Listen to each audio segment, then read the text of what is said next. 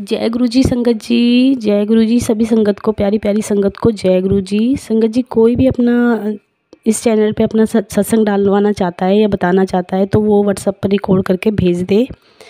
Clear voice में डालें, क्योंकि पीछे से बहुत बैकग्राउंड बहुत ज़्यादा डिस्टर्बेंस होती है, तो उसकी वजह से ना सत्संग अच्छी तरह से नहीं समझ में आते हैं लोगों को। तो एकांत में बैठ के गुरु जी का ध्यान करके जब आप अपना सत्संग, शुक्राना सत्संग जो भी आप शेयर करना चाहते हैं उसको थोड़ा सा एकांत में बैठ के रिकॉर्ड करिएगा। जय गुरु जी।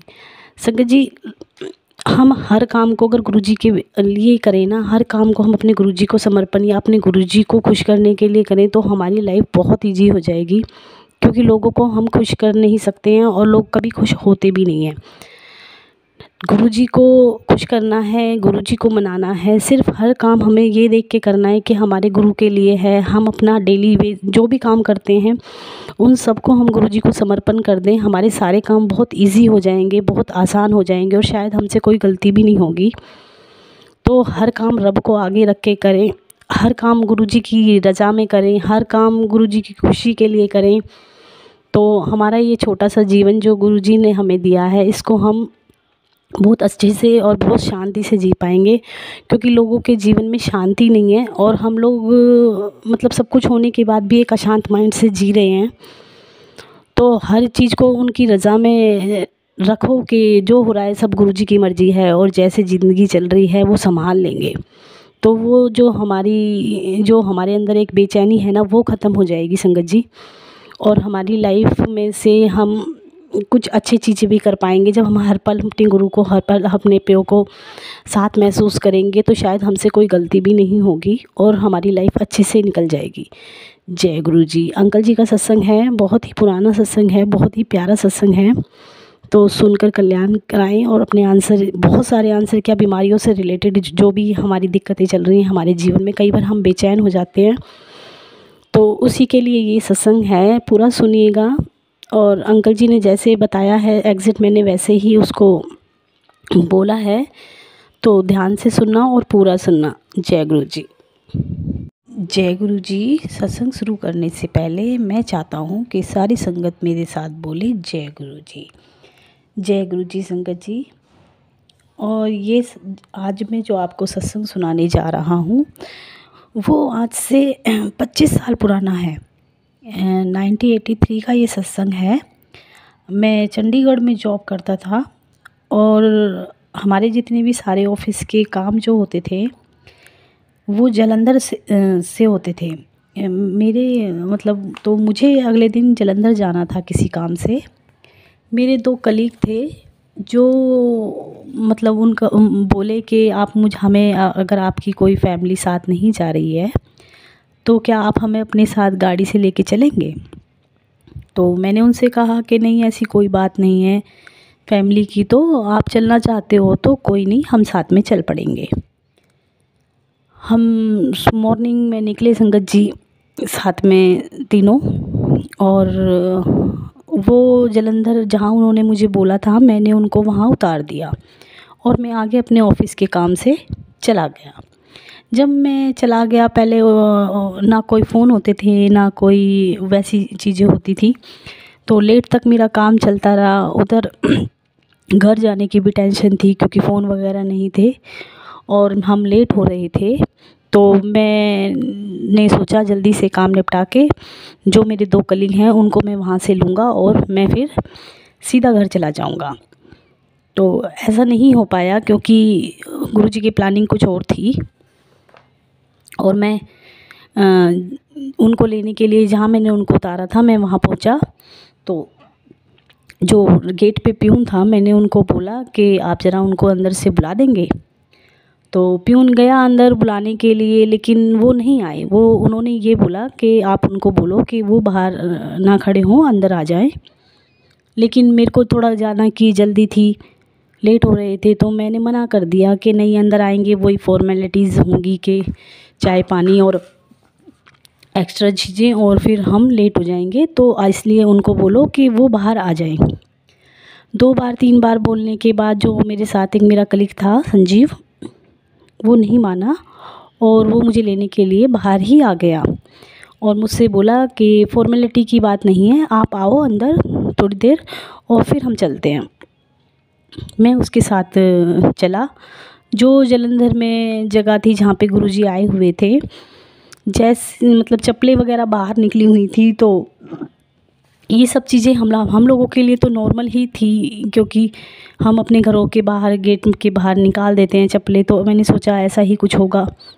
जैसे ही गेट खुला तो मुझे ऐसा लगा जैसे कि मैं एक अलग ही दुनिया में आ गया हूँ, अलग ही जगह आ गया हूँ। एक उस जगह का ऑरा, उस जगह की वातावरण, एकदम गेट खुलते ही मेरी आँखें चकाचौंध हो गई। और मैंने ऐसी जगह या ऐसा ऑरा कहीं नहीं देखा था। उसे देख के मैं थोड़ा सा हैरान हो गया। मैं आपको बता नहीं सकता शब्दों में कि कैसा मुझे महसूस हो रहा था, या वहाँ का कैसा ऑरा था, या वहाँ पे क्या ऐसी चीज़ थी, क्या अट्रैक्शन था, मैं आपको शब्दों में बयां नहीं कर सकता। लेकिन मुझे काफ़ी अच्छा लग रहा था, सुकून मिल रहा था। तो मैं जैसे ही अंदर गया और अंदर जाके ड्राइंग रूम के पास से निकला तो सामने गुरुजी बैठे हुए थे। गुरुजी मेरे को देखते ही बोले, घड़ी की तरफ अपना देख के टाइम, और बोले मेरे जो कलीग थे उनको बोले, देखा तो अनु मैं पहले ही कह देता कि 7 बजे मैं उन्हों इथे बुला लेंगा, या वो 7 बजे से पहले यहाँ आ जाएगा। कोई नहीं, उन्होंने मेरा नाम भी लिया। मुझे थोड़ा सा अजीब लगा कि इनको मेरा नाम कैसे पता है, लेकिन फिर मैंने उनके पैर छुए और मैं उनके पास, जहाँ पे उन्होंने इशारा किया, मैं वहाँ बैठ गया। अब मैं अपने दोस्त को इशारा करने लगा 5-7 मिनट के बाद कि हम लेट हो रहे हैं, क्योंकि वाइफ अकेली थी घर पे, बच्चे थे और लेट हो रहे थे हम। तो मन तो नहीं था वहाँ से उठ के जाने का, लेकिन फिर भी एक ये कि घर पे पहुँचना है। तो मैं बार बार अपने दोस्त को बोल रहा था। उसने मेरे को इशारा किया, नहीं अभी बैठे रहो, चलेंगे अभी। थोड़ी देर बाद गुरुजी बैठे थे तो चाय प्रसाद आया, जिसमें समोसा था, जलेबी थी। गुरुजी ने इशारा करा कि खाओ, तो वो खाया मैंने। उसके थोड़ी देर बाद गुरुजी उठ के किचन में चले गए और किचन में से लंगर प्रसाद आया। और जैसे गुरुजी की परंपरा है, या गुरुजी जैसे तरीके से खिलाते हैं कि 4-4 लोग बैठ के एक साथ खाओ, तो मेरे साथ भी कुछ आंटी थी और मैं था। तो वो चीज़ मुझे थोड़ी अच्छी नहीं लग रही थी। मुझे अब तो खैर पता है, लेकिन जब मुझे इतना पता नहीं था कि क्या तरीका है, ये क्या है, ये क्यों खिला रहे हैं, वो मुझे अच्छा नहीं लग रहा था। लेकिन तो उसके बाद फिर हम आ गए। लेकिन रास्ते में जैसे हम चले तो मेरे को एक ही बात का बार बार दिमाग में हो रहा था कि ऐसे कैसे उनको मेरा नाम पता है, या उन्होंने मेरा नाम ले दिया था। तो मैं अपने दोस्त से, संजीव से, बार बार पूछ रहा था तो उनको मेरा नाम कैसे पता चला। तो बोले नाम उन्होंने तो 2 बजे ही बता दिया था कि तुम 7 बजे यहाँ आ जाओगे, क्योंकि हम टेंशन ले रहे थे इस बात की कि कहीं हम लेट ना हो जाएं। तो गुरुजी ने हमारी संतुष्टि के लिए हमें पहले बता दिया था कि वो 7 बजे से पहले नहीं आएगा और 7 बजे यहीं आएगा अंदर, मैं उन्होंने अंदर ही बुला लूँगा। तो ऐसे ही करते हुए वो बता रहे थे, मतलब गुरुजी की महिमा या गुरुजी के बारे में, कि वो बड़े बड़े कल्याण कर देते हैं, लोगों की बीमारियों को दूर कर देते हैं। तो मन में आया कि वाइफ़ काफ़ी दिन से बीमार थी, उसको दिक्कत थी थोड़ा सा ना, उसकी कमर में पेन ज़्यादा रहता था और गर्दन में बहुत पेन रहता था। तो मैं जब घर गया तो मैंने अपनी वाइफ़ को ये चीज़ बताई कि ऐसे ऐसे कोई गुरु हैं और वो बीमारियाँ, बड़ी बड़ी बीमारियाँ ठीक कर देते हैं। अगले दिन, अगले सैटरडे को फिर मेरे दोस्तों का फ़ोन आया और वो बोले कि हम वहाँ जा रहे हैं गुरुजी के पास, क्या आप चलोगे। मैंने मना कर दिया। उन्होंने मेरे से बोला कि आज हम अपनी प्राइवेट कार से जा रहे हैं, तो अगर आप चाहो तो चलो। तो मैंने मना कर दिया। मेरी वाइफ़ ने वो चीज़ सुन ली और मेरी वाइफ़ ने मुझे बोला कि आपने मना क्यों कर दिया, अगर ऐसे ही गुरु हैं कि वो बीमारियों को ठीक कर देते हैं तो क्यों ना हम चलें, और आप फ़ोन करो और हम जाएंगे। हम सेट तो जाते समय मैंने अपने दोस्तों को बताया कि मेरी वाइफ़ बहुत बीमार रहती है, उसके बहुत पेन रहता है बैक में और वो काफ़ी दर्द में रहती है। तो मेरे दोस्तों ने ये बोला कि तुम चलो, लेकिन उनसे बोलना नहीं कि आप यहाँ किसी बीमारी के लिए, ठीक कराने के लिए आए हो, या सिर्फ वहाँ बैठना और ध्यान लगाना, बाकी बोलना नहीं, गुरुजी से मांगना नहीं। तो ऐसा ही हुआ। हम सैटरडे को गए, हमने लंगर प्रसाद करा, हम बैठे काफ़ी देर तक। फिर हमने गुरुजी से उस बारे में या उस बीमारी के बारे में, हम किस लिए आते थे, हमने नहीं बताया। फिर सेकंड सैटरडे को हम गए, ऐसा ही हुआ कि गुरुजी ने कुछ भी नहीं कहा। हमने सोचा शब्द गुरबानी चलती थी गुरुजी की एक, जो रखी चरना दे कोल साइयाँ, रखी चरना दे कोल मेरा वालियाँ। तो वो अंदर से भाव आता था अंदर से कि गुरुजी अपने चरणों में ही रखना। लेकिन कहीं ना कहीं दिमाग में वो चीज़ थी कि वाइफ़ की बीमारी का बोलें या नहीं बोलें, बोलना चाहिए कि नहीं। लेकिन हमने मन में ये सोच रखा था कि गुरुजी से नहीं बोलेंगे, 1-2 हफ्ते और देख लेते हैं, अगर गुरुजी खुद से बोलते हैं तो ठीक है, नहीं तो फिर हम बोल देंगे। अब की बार हम चौथी बार जब हम गए तो कुछ तो परेशानी इस बात की भी थी कि बच्चे छोटे थे, बच्चों को हम ले जा नहीं सकते थे और बच्चे घर पे रहते थे, तो छोटे छोटे बच्चों को छोड़ के जाना था तो मुश्किल। लेकिन वहाँ इतना जुड़ाव था गुरुजी के मंदिर से कि हम अपने आप को रोक नहीं पाते थे और मन में एक ये जिज्ञासा भी थी कि गुरुजी शायद हमारी बीमारियों को भी हम ठीक कर देंगे। लेकिन दोस्त ने मना किया था, संजीव ने, इसलिए हम गुरुजी से बोल भी नहीं पा रहे थे। अब जब हम चौथे संडे गए थे तो हम ये सोच के गए थे कि आज अगर गुरुजी ने खुद से बोला तो ठीक है, नहीं तो आज हम गुरुजी से बीमारी के बारे में बोल देंगे। अब लंगर प्रसाद हुआ, सारी चीज़ें हुए वहाँ पे सब। एक चीज़ तो ये थी कि सब छोटे बड़े जितने भी सब आंटी और अंकल ही बोलते थे। वो चीज़ थोड़ी मुझे अजीब भी लगती थी। तो मेरी वाइफ़ को गुरुजी स्टाइलिश आंटी कहते थे। तो अचानक गुरुजी का लंगर प्रसाद हुआ और गुरुजी ने मेरी वाइफ़ को गुरुजी ने बोला, स्टाइलिश आंटी ऐथे आ मेरे नाल। तो गुरुजी मेरी वाइफ़ को अंदर ले गए।